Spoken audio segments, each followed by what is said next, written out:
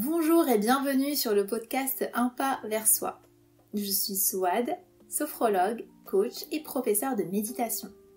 Toutes les 2 semaines, je vous propose des outils pratiques, des exercices simples et des réflexions inspirantes pour améliorer votre bien-être mental et émotionnel au quotidien. Installez-vous confortablement et profitez de ce moment. Si vous vous sentez souvent submergé, si vous avez du mal à laisser aller les choses qui vous pèsent ou à arrêter de vouloir tout contrôler, alors cet épisode est fait pour vous. Je vous rassure, vous n'êtes pas seul dans ce cas, il y a énormément de personnes qui souffrent à cause de ça. Et il y a encore quelques années, j'en faisais partie. Ensemble, on va explorer ce que signifie réellement le lâcher-prise, pourquoi c'est si difficile à mettre en place, et comment vous pouvez commencer à l'introduire dans votre vie dès aujourd'hui. Qu'est-ce que c'est que le lâcher-prise ? Alors déjà, ce n'est pas une faiblesse, ni une défaite. Ça ne veut pas dire abandonner ou fuir ses responsabilités. En fait, c'est une véritable forme de liberté intérieure. Ça ne veut pas dire qu'on va tout laisser tomber, mais on choisit consciemment ce sur quoi on veut concentrer notre énergie. Imaginez un verre rempli d'eau. Vous tenez ce verre d'eau, il ne pèse rien au début. Mais si vous le tenez à bout de bras pendant 1 minute, 1 heure ou toute une journée, il va vous sembler de plus en plus lourd. Ce verre d'eau, c'est vos pensées, vos attentes, vos frustrations, toutes les choses que vous ne voulez pas lâcher. Lâcher prise, ça ne veut pas dire jeter le verre ou ignorer ce qu'il contient. C'est décider de temps en temps de le poser pour vous reposer, reprendre votre souffle, prendre un peu de recul, et seulement ensuite choisir ce que vous voulez vraiment en faire. Beaucoup de gens pensent que lâcher prise, c'est abandonner. Mais en réalité, c'est apprendre à poser ce qui vous épuise pour pouvoir avancer plus léger. Un peu comme un sac à dos lourd qui contient des choses inutiles et que vous finissez par poser. Ça me fait penser à un exemple très concret dans ma vie. J'ai commencé à marcher sur le chemin de Compostelle en 2021 avec une très bonne amie. Et au départ, mon sac pesait très lourd. Et en fait, au fur et à mesure du temps, je l'ai allégé. Je prenais conscience au fil des années que tel et tel objet n'était pas nécessaire. Je suis passée d'un sac qui pesait environ 14 kg à un sac qui pesait environ 10 kg. Et je compte l'alléger davantage les années suivantes. La différence peut paraître pas si importante que ça pour vous, mais croyez-moi, marcher des dizaines de kilomètres par jour avec 4 kilos en moins, ça fait bien la différence. Je vous invite à partager en commentaire quelque chose que vous voudriez poser aujourd'hui, quelque chose que vous voudriez lâcher. Lâcher prise, c'est libérateur. On a tous cette idée qu'on doit et qu'on peut tout contrôler. C'est culturel, c'est souvent ancré en nous. Mais la réalité, c'est que le contrôle absolu est une parfaite illusion. Lâcher prise, c'est rediriger votre énergie. Imaginez-vous dans une rivière, où vous accrochez à une branche par peur d'être emporté par l'eau. Ça vous fatigue, vous luttez contre le courant, mais si vous lâchez cette branche, peut-être que vous vous rendrez compte que la rivière n'est pas là pour vous noyer, mais pour vous porter. Quand vous réussissez à lâcher, vous découvrez une force en vous. Celle d'accepter ce qui est, de faire confiance à la vie et en vous-même. Pourquoi est-ce que c'est si difficile de lâcher prise ? Lâcher prise, ça semble être une évidence, presque une solution magique à bien des problèmes. Et pourtant, beaucoup de gens éprouvent une immense difficulté à le faire.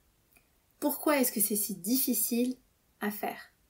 On vit dans une société qui valorise la maîtrise, le contrôle, l'action. On nous apprend dès l'enfance qu'il faut se battre pour obtenir ce qu'on veut. Résultat, on associe souvent lâcher prise à une forme d'échec ou de renoncement. Quelque chose de négatif. Mais la réalité, c'est que le contrôle absolu est une illusion. Combien de fois avez-vous essayé de changer une situation, de forcer une issue, pour finalement vous rendre compte que tout ne dépendait pas de vous ? Ce besoin de contrôle est souvent motivé par la peur. Peur de l'incertitude, de l'inconnu. Peur de perdre quelque chose, d'être vulnérable, fragile. Remémorez-vous peut-être une dispute avec un proche. Vous vous êtes peut-être déjà acharné à vouloir avoir raison, à imposer votre point de vue, en pensant que ça résoudrait le conflit. Mais souvent, c'est en lâchant l'idée de gagner que le dialogue se rétablit et que la relation est nourrie. Un autre frein au lâcher-prise, c'est nos attachements. On s'accroche à des personnes, des souvenirs, des idées, parce qu'elles ont une valeur affective pour nous. Et souvent, ces attachements deviennent des chaînes qui nous empêchent d'avancer.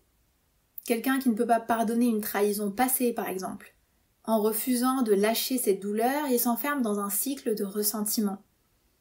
Pourtant, lâcher prise sur cette situation ne signifie pas excuser, pardonner ce que la personne a fait, mais se libérer soi-même de la souffrance qu'elle engendre en nous. Il y a aussi la peur du vide. Lâcher prise peut parfois être effrayant parce que ça veut dire laisser derrière soi une partie de soi, de son identité ou de ses habitudes. Et on peut se poser cette question, si je lâche ça, qu'est-ce qu'il me reste? Par exemple, quelqu'un qui déteste son travail, mais qui s'y accroche par peur de ne rien trouver de mieux, lâcher prise sur ces situations implique pour cette personne d'affronter l'inconnu. Et ça, c'est un saut dans le vide, dans l'inconfort, qui fait peur. Maintenant qu'on a exploré les freins, les choses qui font que c'est si difficile de lâcher prise, dans la prochaine partie, on va parler des outils concrets pour vous aider à pratiquer le lâcher prise au quotidien. Parce que oui, on pourrait dire que le lâcher prise est une compétence qui se développe un peu comme un muscle. Si vous deviez lâcher une chose aujourd'hui, quelle serait cette chose? Partagez-le en commentaire.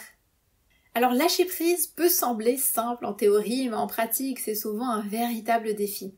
Ce n'est pas par manque de volonté, mais parce qu'on ne sait pas toujours comment faire. Et parfois, malgré tous les efforts qu'on peut faire, toutes les choses qu'on met en place, on reste coincé dans un cercle vicieux qui nous retient. Alors comment avancer? La première chose à faire, c'est déjà de reconnaître et accepter son impuissance. C'est souvent une étape difficile. Admettre qu'on ne peut pas tout contrôler. Reconnaître qu'il y a des choses qui échappent à notre pouvoir d'action. Et pour que cette idée s'ancre en vous, vous pouvez vous répéter cette phrase à voix haute ou dans votre tête. Je fais de mon mieux et j'accepte ce qui est hors de mon contrôle. Vous pouvez écrire cette phrase sur un post-it, un petit papier, quelque chose que vous pourriez avoir en visu. Un rappel pour les moments où votre tendance à vouloir tout contrôler est trop forte. Ça peut paraître anodin, mais c'est un premier pas vers une libération mentale et émotionnelle aussi. Une deuxième chose qui est très importante à mettre en place, c'est se recentrer sur l'instant présent. Quand on se sent impuissant, c'est souvent parce que notre esprit est bloqué dans le passé, ce qu'on aurait pu faire ou dire différemment, ou projeter dans le futur, ce qui pourrait mal tourner. C'est bien connu pour les anxieux, on va chercher les pires scénarios possibles. Et dans ces moments-là, le présent devient une clé pour se recentrer. C'est la seule chose palpable, concrète, vraie pour nous. Par exemple, une personne qui s'inquiète de l'avenir de sa relation de couple peut se demander « Qu'est-ce que je ressens maintenant ? Qu'est-ce que je peux apprécier maintenant, à cet instant précis ?» Ça ne résout pas tout, mais ça permet de recentrer son attention sur ce qui se passe pour nous maintenant et d'apprécier les choses qui se passent bien pour nous maintenant. Et pour se recentrer, il y a plusieurs pratiques possibles. Alors moi je préconise la pratique de la méditation parce que c'est ce que je fais moi-même et c'est ce que je propose aux personnes que j'accompagne. Ça peut être prendre quelques minutes pour respirer profondément. Rien que de centrer son attention sur sa respiration, ça permet de couper le flot de pensées incessant. Ça peut être aussi observer son environnement, les sons, les couleurs, les odeurs, se centrer sur ses sens par exemple. Et puis aussi, pour se recentrer et peut-être amener un petit peu de douceur dans le moment, on peut se poser cette question. Qu'est-ce qui va bien en ce moment? Ça permet de relativiser la situation et de ne pas juste voir le point noir au milieu de la toile blanche. Troisième chose de très important à mettre en place, c'est de laisser venir les émotions sans jugement. Souvent, on lutte contre nos émotions désagréables. On cherche à les fuir ou à les contrôler, ce qui les rend encore plus envahissantes. Plus on va vouloir les contrôler, plus on y résiste, et plus elles vont être fortes, parce qu'elles ont besoin d'être libérées, elles ont besoin d'être exprimées. Une autre approche, une autre manière de faire, consisterait à les accueillir, à leur laisser de la place. Si par exemple vous ressentez de la colère ou de la tristesse, plutôt que de vous dire « je ne devrais pas ressentir ça », essayez d'observer l'émotion, comment elle se vit dans votre corps, quelles sensations ressentez-vous, et laissez aller cette émotion comme une vague qui finit par passer. Vous pouvez fermer les yeux, identifier ce que vous ressentez concrètement, donner un nom à cette émotion, comme pour la décrire à quelqu'un. Où est-ce que vous la sentez? Par exemple, je ressens de la frustration et ça se manifeste avec un nœud dans le ventre ou toute autre chose. Et rappelez-vous toujours que quand il y a une émotion désagréable, c'est aussi valable pour les émotions agréables d'ailleurs, qu'elle n'est pas éternelle. Elle est là pour passer, elle est temporaire. Elle a un début, un milieu et une fin. Quatrièmement, je vous propose d'adopter de petites actions concrètes. Quand on se sent impuissant, on a souvent l'impression que rien ne bouge, qu'on stagne. Peut-être d'ailleurs que pour vous, dans cette situation, vous vous sentez figé et vous ne pouvez plus rien faire. Pour briser cette sensation, il est utile de passer à l'action, même avec de petits gestes. Passer à l'action, ça ne veut pas dire tout révolutionner, changer toute votre vie, mais ça peut être juste des petites actions à mettre en place au quotidien. Si une situation vous pèse, par exemple, demandez-vous quelle est la plus petite chose que je peux faire maintenant pour alléger ce poids? Ça peut être aller marcher, prendre l'air, ça peut être écrire, par exemple dans un petit journal, ou toute autre chose. Je vous propose d'écrire une liste de 3 actions simples qui vous font du bien ou qui vous donnent un sentiment d'avancer, même un tout petit peu, et d'en faire au moins une aujourd'hui.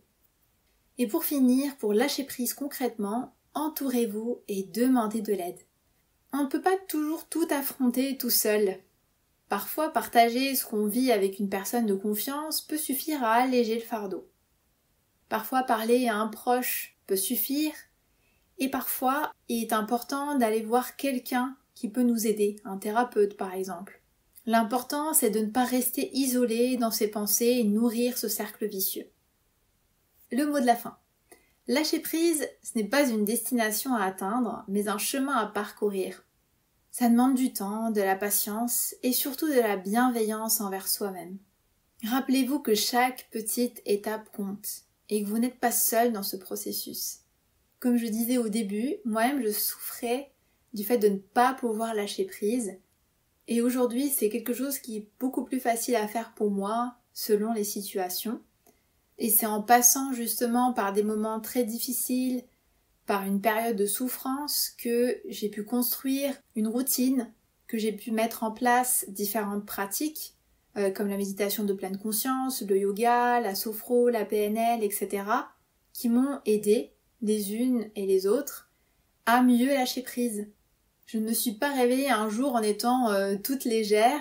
C'est quelque chose qui s'est construit au fur et à mesure du temps et qui demande de la pratique et de la volonté pour y arriver. Et si j'y suis arrivée, vous pouvez aussi y arriver. Je vous remercie d'avoir écouté cet épisode. J'espère que ce que j'ai partagé vous a été utile pour un pas de plus vers soi. Si vous avez aimé ce que vous avez entendu, je vous invite à vous abonner et à laisser un commentaire. Votre feedback est super important pour moi. Je vous dis à tout bientôt pour un nouvel épisode de Un pas vers soi.